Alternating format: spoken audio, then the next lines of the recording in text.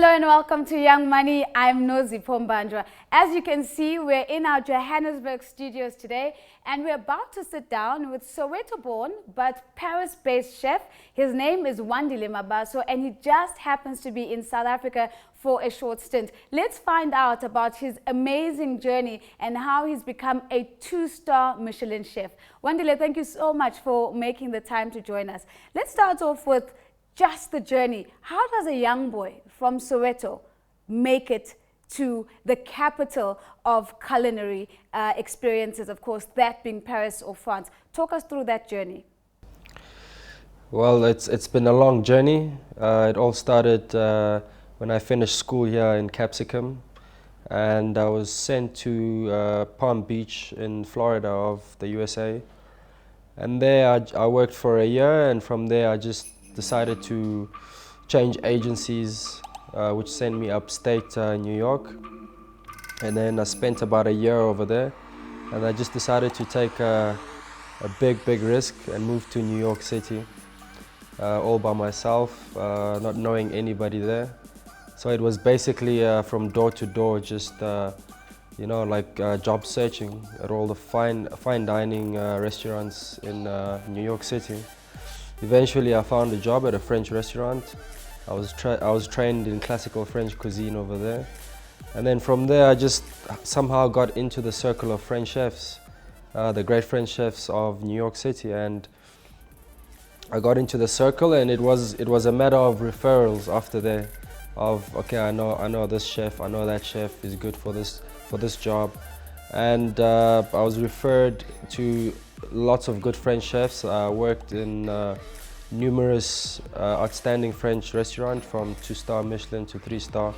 And I just worked my way up during the 4 years in New York City. Eventually I became executive sous chef for Maison Kaiser. We opened about 7 restaurants in New York in a space of 2 years.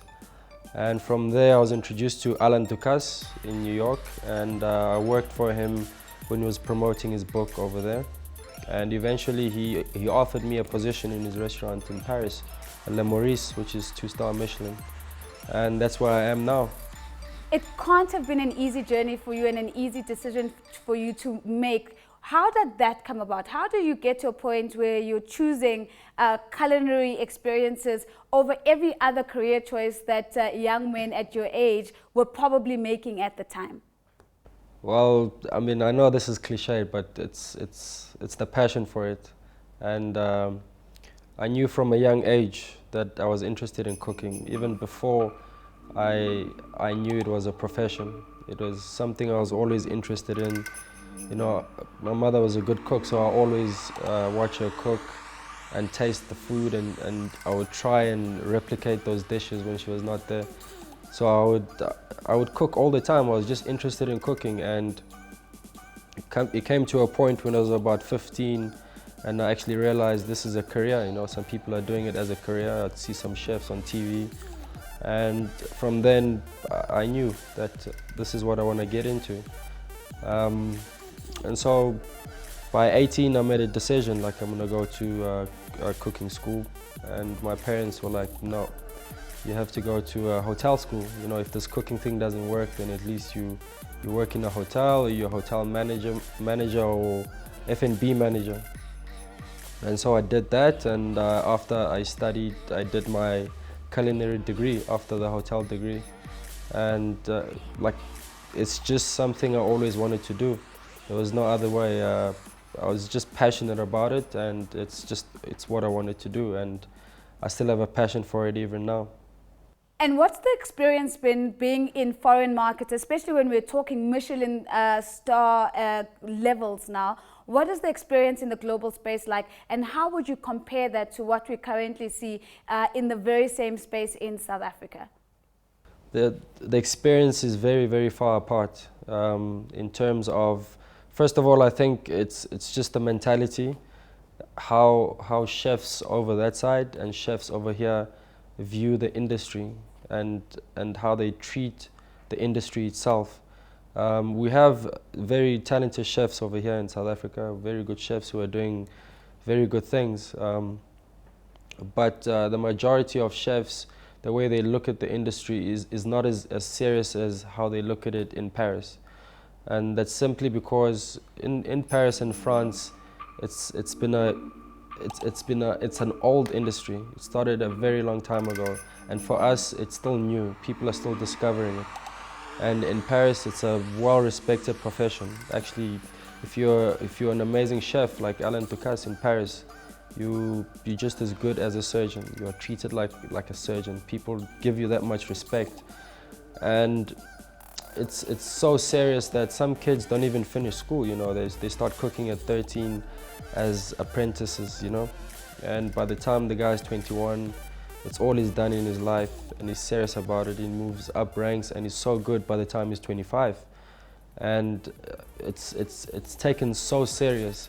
And because of that, the level in Paris is much higher, and the training is much higher, and the treatment of the ingredients is much higher, and I think that's the difference with what we have down here. Over there is more attention to detail of everything, where you get your produce from, you know, where do you get your vegetables from, where do you source it from, which farm, is it sustainable, is it you know, does it have chemicals in it or not, is it fresh? It has to be always fresh. And how do you treat it afterwards? You know, how do you prepare it? How do you store it afterwards? And what do you pair it with to make a dish? And everything is done to perfection every day. And all the cooks and all the chefs, they try to be more creative and to make a dish better than it was yesterday, and keep being innovative. So it's all about bringing the best out of the ingredients as much as possible, and showing some creativity and having like self-expression on the dish itself, and just right through trying to reach perfection every day.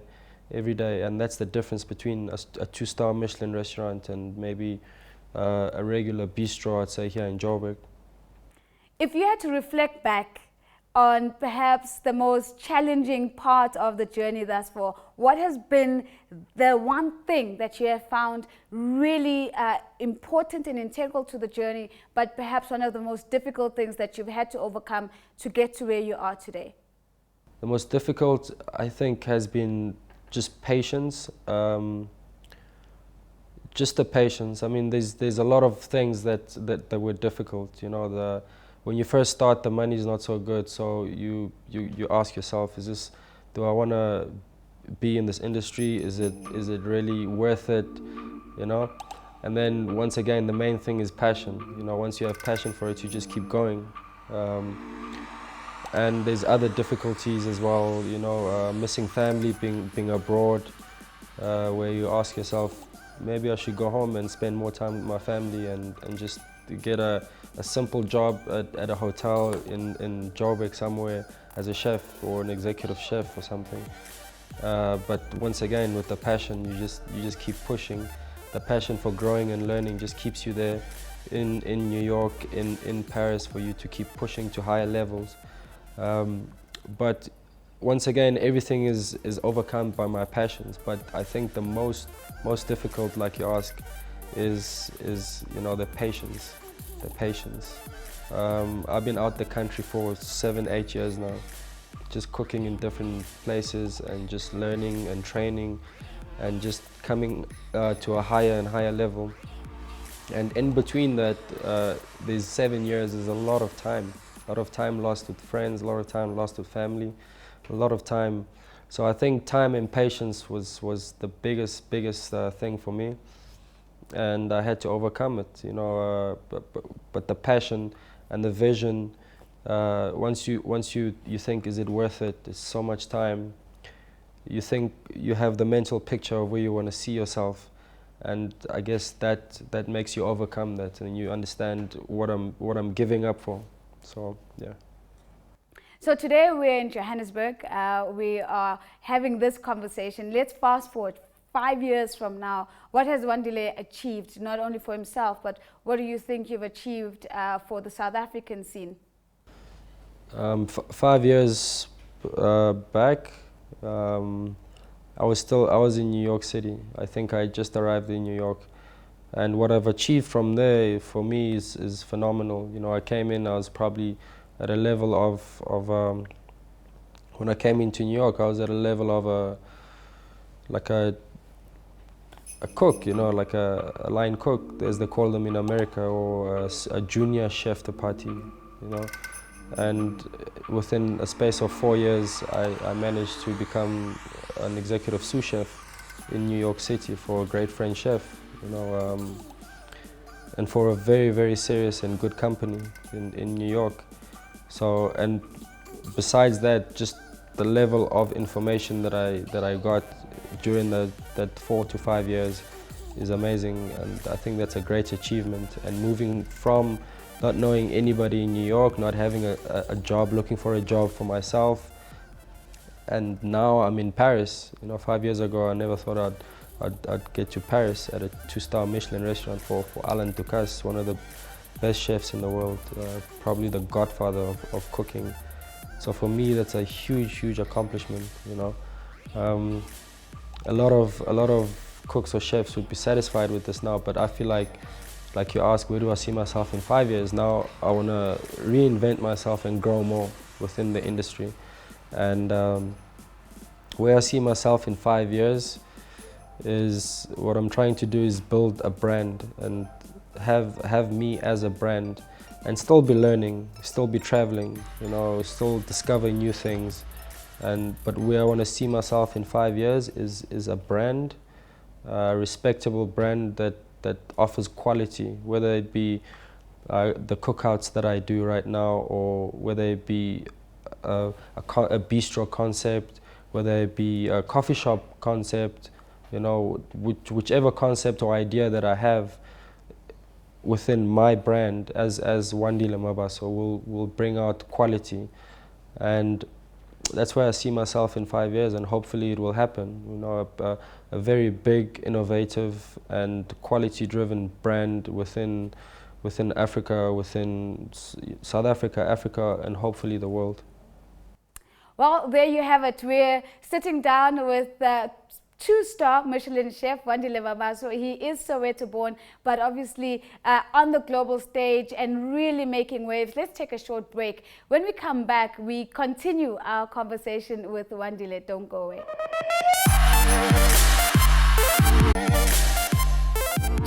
Welcome back to Young Money. We're still sitting down with Soweto-born and Paris-based 2-star Michelin chef Wandile Mabaso. Wandile, it's been really great having you here in our Johannesburg studios. Now, there might be many young entrepreneurs and young people watching the show today, Wandile, who are looking at your story and are obviously inspired. If you could give them some advice and some insights around what to do and what not to do, what would you put in that particular toolkit? For young cooks or young chefs, either starting out from school or in school or going into school, I would say a few things. First of all, get into the profession for the right reasons. Don't get into it for the wrong reasons. It's the same with any profession. You know, don't be a doctor because your parents want you to be a doctor. Don't be an accountant because there's pressure in your family, you want to be an accountant.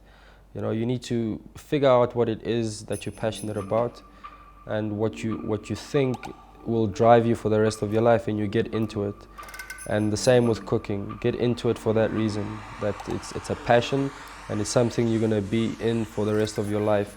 Whether it's cooking, not necessarily being a chef. You know, you could start off as a chef and then be, you know, stretch it to, you know, something in food and beverage, restaurateur, you know, something in the industry, but make sure you get into it for the right reasons, because many young cooks and chefs are getting into it for to be on TV, you know, because it looks glamorous nowadays, so they want to be chef because it looks glamorous on TV, and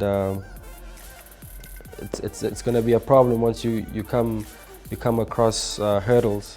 You know, because if you're not passionate about it and you come across a hurdle, you're gonna feel like, wow, this is not worth it. So get into it for the right reasons. And when you get into it, you know, try and learn as much as you can. Never stop learning. Even myself, I'm continuously trying to learn. Don't think about the money now. You know, same with any industry or any venture. You know, don't start thinking about the money in the beginning. You know, put the work in, learn as much as you can, and then the money will follow at the end. You know, so do all those things. Get into it for the right reasons. Travel as much as you can. Learn as much as you can. You know, and just have passion for it and just keep growing. And don't worry too much about the money at the beginning. It will come. Worry about getting your knowledge base. And once you have all of that and you become a very great chef in demand, you will see that the money will come in. I want you to take us back beyond the 2-star Michelin chef title, which I'm sure is how many people look at you now, and take us back to the young boy in Soweto. Taking a look at the South African experience around culinary and cuisine, how do you think that we could bring townships into the foray? It almost seems as if high-end culinary work and chef work is something that is reserved for the elite, and something that's reserved for the upper class or wealthy. How do we make this a touchable and relatable experience even for young entrepreneurs in townships? Those were fun times, you know. Growing up in Soweto, we used to play in the streets. You know how it is. We used to play in the streets, play soccer. I never thought I'd be a chef at that time. It was good, you know. Like there was less advantaged kids and friends around me, but we were an okay family. You know, we always went to good schools. We always got not everything, but we got what we needed or what we wanted. But it was fun times. You know, I enjoyed growing up in Soweto. I made very good friends. There's great memories. You know, there's great local food. You know, that we used to eat growing up. You know, so it was really fun times. I enjoy it and I miss it. You know. And yesterday I was down there for a photo shoot, which I decided to do with my photographer in Joburg, like in Soweto, sorry, in a hostel. And you know, just being there with the chef jacket, it just takes me back. It's amazing. It's an amazing childhood in Soweto. And from your point of view, do you think South Africa and African countries are doing enough to export their food experiences and culinary expertise into other markets? And if we're not doing enough, how do we ensure that we open up those spaces and almost have equal collaboration and partnership, and not just be recipients of these experiences? I came back here to Joburg, and it's an advanced city, you know. We always say with our friends, it's a first world, or South Africa itself is a first world country in a third world continent. It's very advanced, you know, but I think giving knowledge and opportunities, and I see it happening to a lot of schools, you know, like the Johannesburg Culinary and Pastry School. They're now starting to take some of their kids to Paris, to all over France, you know, for some experience, whether it's 2 weeks, whether it's 1 month or 6 months internship, you know. And I'm also trying to work with them to connect them with some chefs and places that I've worked in New York and in Paris too, to get some of the kids out there, you know. So I think knowledge and experience and just changing the mentality of chefs in the country is what we need, you know, because what's happening now is there's this trend of you go to school, you learn this, and then you get a job at a hotel, and you work. You start at the bottom, and then you work your way up, and then you enter competitions, then you enter a society. And then eventually you become executive chef at a hotel, and that's it, you know. So they have to change the mentality and just sort of like program young cooks and students, like, listen, okay, what you have to do first of all is learn, okay, and then leave your country, leave your space, leave your comfort zone, go out there and explore, you know, see what's happening. And once again, that goes back to traveling, you know. They have to let the cooks travel. Your mind needs to open. You know, no book can teach you that. You need to go out there and work overseas, whether it's 6 months, whether it's a year, you know, to just open up your mind. And when you come back, your mentality will be different. You'll have a different approach to the industry. And once you have that knowledge, you're going to come back and you're going to teach other young cooks, you know, and they're going to do the same thing again. They're going to go abroad and they're going to come back and teach young kids, and it's going to be a chain reaction of very good knowledge that's been passed down over and over. And then, you know, in 5-10 years, you find out the industry in Joburg or in Cape Town or in South Africa as a whole has just grown to a whole nother level because of the experience and the knowledge that everybody has just passed down. Walk us through a typical day in Wandile Mabaso's life. What does being a 2-star Michelin chef actually look and feel like? What do you do on a typical morning? What are the kind of hours that you've got to put in? Just to give us a better sense of the kind of sweat capital that goes into being a 2-star Michelin chef. Different experiences in different cities, but I'd say for now in Paris, it's just to take you through the day. We probably get up like at 5:30, and then I'm in the kitchen between 6:30 and 7 in the morning. And then from there, it's all the produce is coming fresh every day, meaning all the vegetables, you know. So by 7, everything is being delivered, you know, straight from the farm with mud and everything, that fresh. It's been probably picked the day before. And you check all your produce, what you have. Sometimes you have everything, sometimes you have something missing, or sometimes they delivered not exactly what you specified. And if everything is good, then you carry on. If not, then you go back. You know, you go back to maybe the executive chef, and then you discuss. Okay, this is what I have. This is what I don't have, and then they need to call the companies. The companies either need to come back and deliver, or they say, okay, we don't have, we're going to deliver tomorrow. Then we make another choice. You know, we try and find a different ingredient to use. We see how, if the executive chef has to now alter the menu a little bit to accommodate what he has or what he doesn't have. That's the process that takes place, like for an hour or 2 in the morning. If everything is good, then we go back in the kitchen, then we check the produce, make sure it's fresh, make sure it's the right quality, and we start to clean it, we start to prepare. You know, everybody just gets into a work mode. You come in the kitchen by 8 o'clock, you know, we have like 15 chefs in the kitchen. Everybody is just buzzing, working. And by 11 we finish all our preparation, you know. We take a break, we come back for service, and we just push for service. We push, we finish service maybe 3 p.m. You take a 2-hour break, and you come back maybe 4 or 5 p.m. and you start to prepare for the dinner. And it's just continuous pushing, continuous acceleration in the kitchen. And you finish maybe 11 o'clock midnight, so it's very long hours, you know. So people get very tired, you know, they get fussy. People fight, there's a lot of fighting, it's very stressful, you know. Those are the kind of things you come across like from day to day, but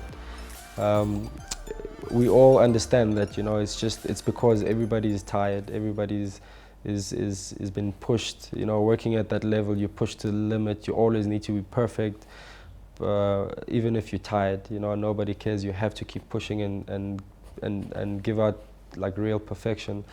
So those are the day-to-day things we come across, but we all understand, and we just focus on the food and bringing out quality. Final parting words of advice to all the entrepreneurs watching the show today, if you can give them just a little bit of advice going forward, especially if they have the same dreams and the same ambitions that were raging inside you as a young boy in Soweto, what would you say to them?